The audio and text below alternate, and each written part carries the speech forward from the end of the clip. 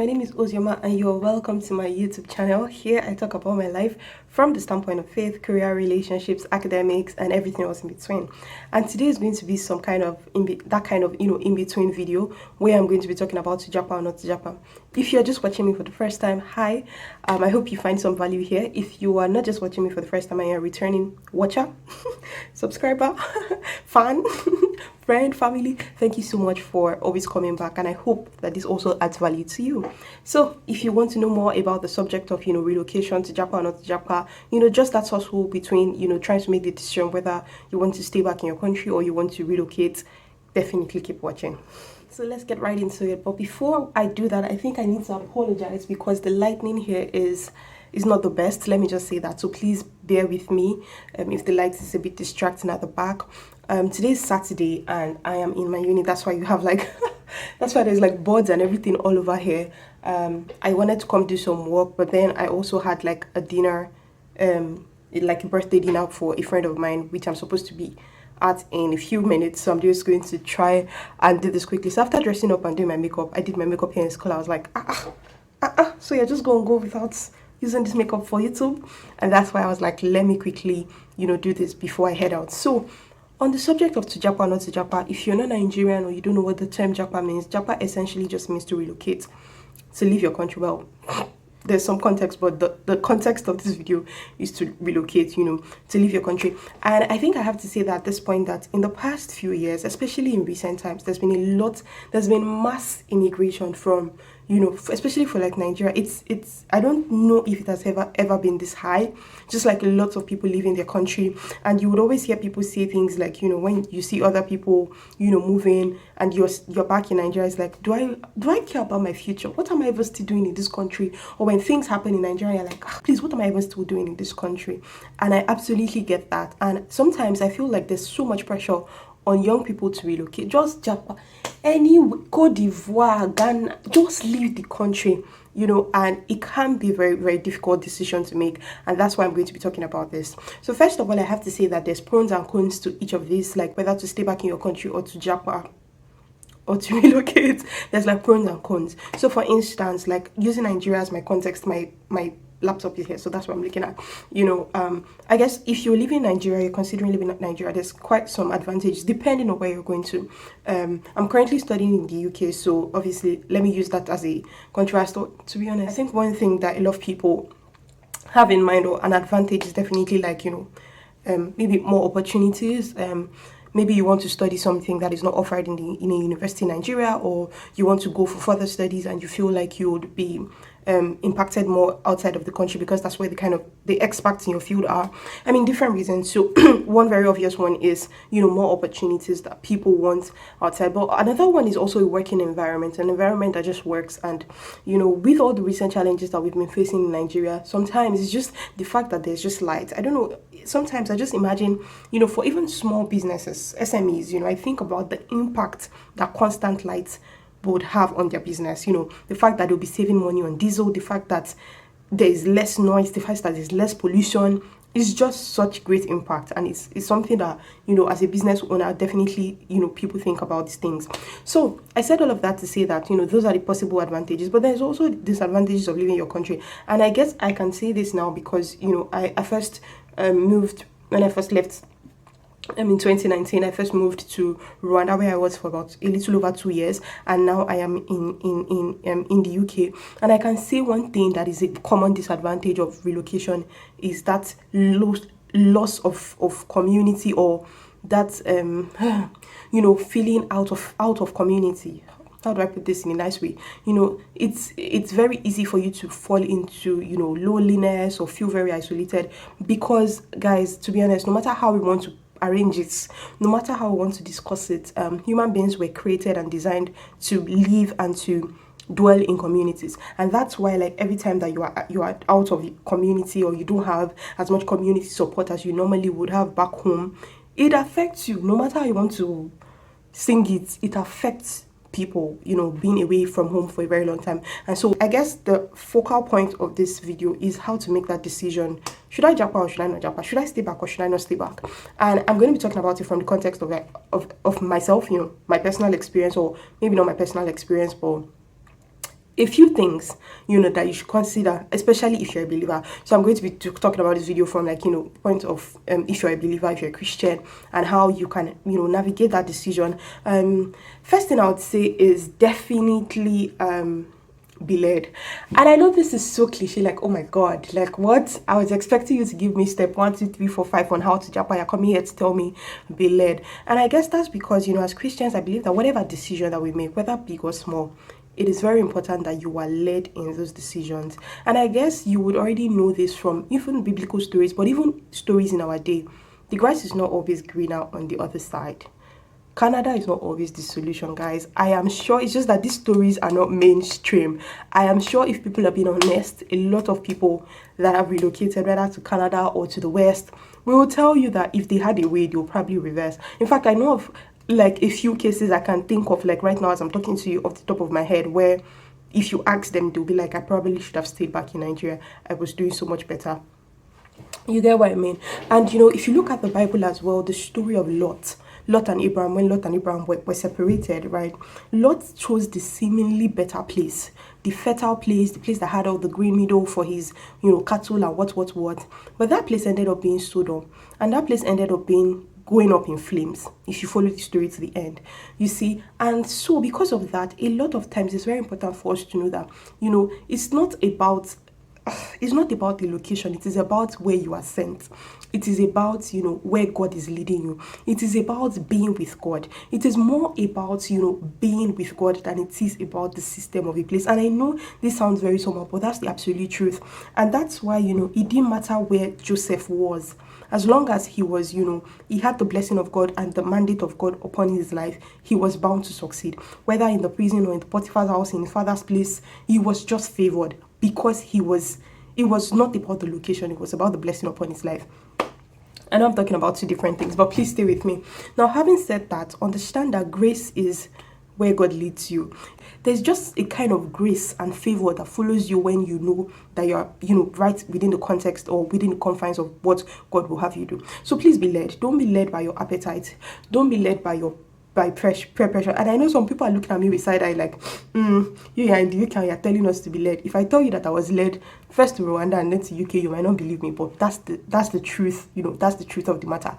So be led. Don't let your belly lead you. I have walked away from higher paying salaries before, and I'm not talking of once, I'm not talking of twice. Right from when I was in school, and for me, right, quality of life is 1, being where God wants me to be. 2, doing something that is impactful, something that is fulfilling, where I don't have like the other areas of my life that I consider important suffering. For me, that's quality of life. So because of that, I have grown to understand that money is important, but money doesn't answer all. So don't let your appetite lead you. Don't let pressure of people posting new dispensation on Twitter lead you. Be led of God and live at the time that God wants you to live, because that's another thing, right? To Japa, if I left Nigeria right after graduation for my master's, I don't know if, like, in terms of like the industry experience I was able to get, the connections and the network I was able to build in Nigeria that till today I am still reaping the benefits of, I don't know if I would have been able to make up for that in another way. The friendships and the relationships I was able to form in that time, I really don't know if I would. In fact, the maturity of the state of mind that I had at that time, I don't know if I would have been able to handle the pressure of living outside of the country, not even the pressure, the vices that come to living outside of the country at that time. So it's not only about where should I move, it's also about when should you move. So that's number 1. Number 2 thing I would say is don't be overwhelmed by I feel like there's such a thing as a paralyzing I feel like there's such a thing as decision making paralyzing you, where you're trying to make a decision and you just can't move because you're so overwhelmed. And I always tell my friends, as when I moved into like the UK, I struggled a lot with finding I feel like I have a very funny sense of direction, not direction in real life, but I mean, I could go to a place 10 times and I would still struggle to get there the 11th time, just because of the way my brain works and how I pick up signals. It takes a while. And when I first moved into the UK, I really struggled with like locations, trying to find a place, and I would always lost every time that I'm using the map I always get lost every time I'm using the map. And every time that I misplace or I miss my way, one thing that I would always notice is that Google Maps will redirect me. And one time I was talking to a friend of mine and she was trying to make a decision, and I'm like, pray.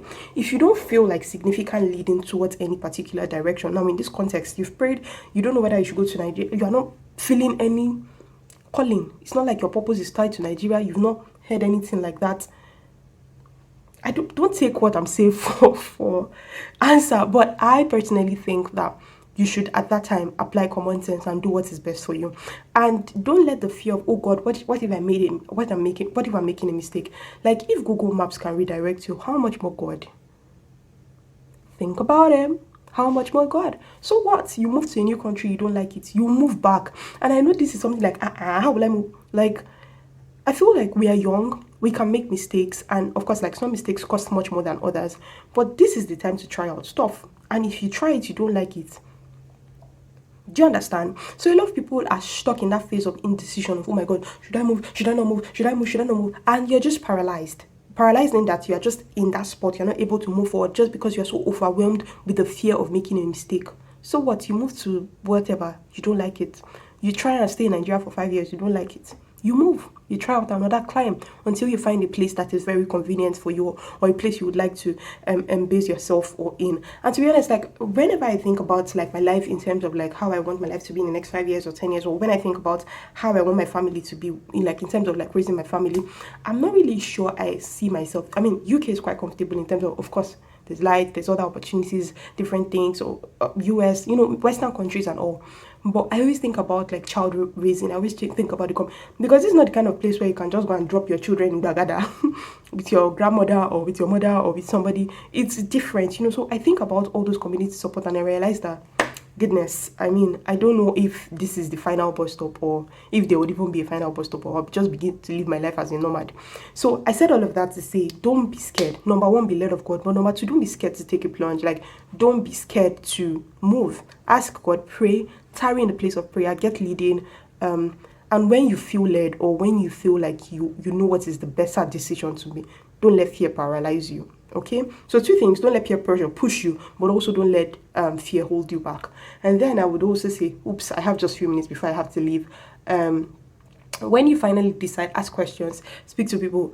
Don't just make a decision because, like, honestly, like, even when it comes to like graduate study, or you're trying to get into school, please, like, I bless the name of the Lord for the internet, because the internet has made life very sweet.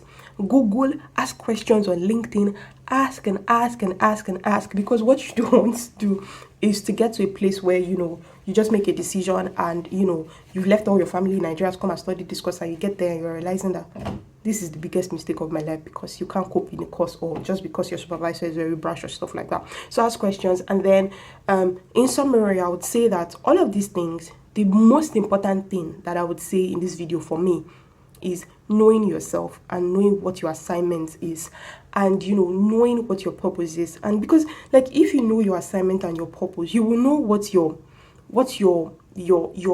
impact environment should be like. You will know where you ought to be. Some people, by virtue of the kind of businesses that they run, by virtue of the kind of career that they are in, by virtue of the kind of work they do, by virtue of the kind of life assignment, even in terms of like ministry and purpose, they have to be in a particular location. Some things are tied to locations. Do you understand what I mean? And so I think if you don't know at this point, probably spend some time to understand. Okay, even if like it's not like in the future, like in the next 10 years, where am I going to be in the next 20 years, or what am I going to do for the rest of my life? Don't overwhelm yourself. But even if it's for the next year, for the next 2 years, for the next 5 years, where do you see yourself in? Where do you feel God leading? What do you think your life assignment is? What do you think your life purpose is? And is there a particular geographical area that is tied to that? Is there a particular location that is tied to that particular vision or purpose? You see what I mean? So knowing that will really, really help you in terms of deciding whether to move or not to move. Okay, and I guess I would round up again. I know I said I'll round up before, but I'm rounding up for real here, by encouraging like believers. I know a lot of people say funny things like, hey, if you are really passionate about Nigeria, why are you leaving? If I conk you, just kidding, I'm not going to conk nobody, but I mean, I feel like when you look at the Bible, right, the different circumstances and how Daniel was a guy in exile. Literally, he was a guy in exile, and Daniel's story inspires me so much because he did not have to like carry placard. I'm not saying carrying placard is bad, or like he didn't have to stand in Market Square and say, I'm a Christian, I love Jesus, this is my life. But the life that he lived, I'm not saying that is bad. I'm not saying evangelism. Of course, like I evangelize as well. I believe in missions and going preaching the gospel and all of that. But his life and the way that he lived his life in a way of integrity with excellence, and also the encounters that he had with people. The supernatural was not hard in his life, and it was visible. Because why? If you're light, you will shine. Do you understand? If you are light, you truly will shine. And so because of the kind of life that Daniel lived, even though he was in exile, he was able to turn the hearts of pagan kings to God. I don't know if you see what I'm saying. Nehemiah as well. Nehemiah was able to rebuild. To be honest, if Nehemiah was in Jerusalem, he would not have the capacity, the ability to rebuild Jerusalem at that time. You see what I mean? He was already in exile. Yes, that was not a very palatable, situation from the beginning. But he had relationship with the king at the time, and he had the skills. He had the connect. He had people that would escort him to Israel. He had people that would supply the things he needed. He had the influence. He had the network even back home. He even had the influence to go back home and gather people and start to rebuild. Do you see what I mean? So don't let nobody, till tomorrow, I and my friends, or a few friends, if you like to join, just leave me a message and I will find a way to reach you. Pray every Saturday morning for Nigeria ahead of 2023 elections. And, it's like we are not all in Nigeria at the same time. We're not all in Lagos, but that is something that connects us together, and we're interceding for Nigeria in the way that we can. You see what I mean? So don't let nobody tell you things, because of course, like, God created you for as a Nigerian for a purpose. I don't believe that God makes mistakes, but don't let nobody make you feel like because you are not in Nigeria, you are out of the will of God. If you get what I mean, or you don't love your country. No. At the same time, it's case by case basis. You see, like, it's case by case basis. Even Joseph was planted in Egypt for a time such as this. Not this, but like for a time such as when, Israel was going to be in famine. Esther was planted in the king's palace for a time such as, so don't, I think it's very important for me to say that, because there's always this thing of people saying, if did God make a mistake? If God did not make a mistake, what? Guys, the most important thing is be led of God. What works for Uzziah does not mean it works for you. And also, don't feel like you're trapped. We are human beings, we're evolving, we're not trees. If something is not working, you move. That's why you're a human being, okay? So, like I said, there's many pros and cons to, Japan and not Japan. Our road life is not always all rosy. Take it from me. I cannot give you. You're my brothers and sisters. It is not always rosy. Sometimes it gets challenging. Sometimes there's people experience racism, and all sorts of things, and it's not always sweet. So be led of God, and when you feel like you know what you want to do, give it a go, and most importantly, have impact and purpose at the back of your mind. Kingdom, actually, kingdom. That's what I preach. Kingdom. I don't really.